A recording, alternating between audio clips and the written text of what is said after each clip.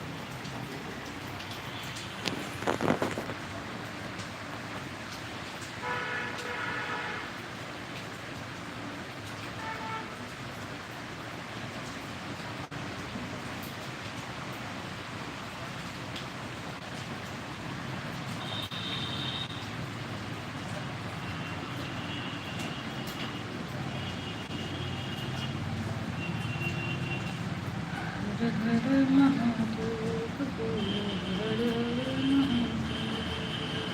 हर हर महादेव बोलो, हर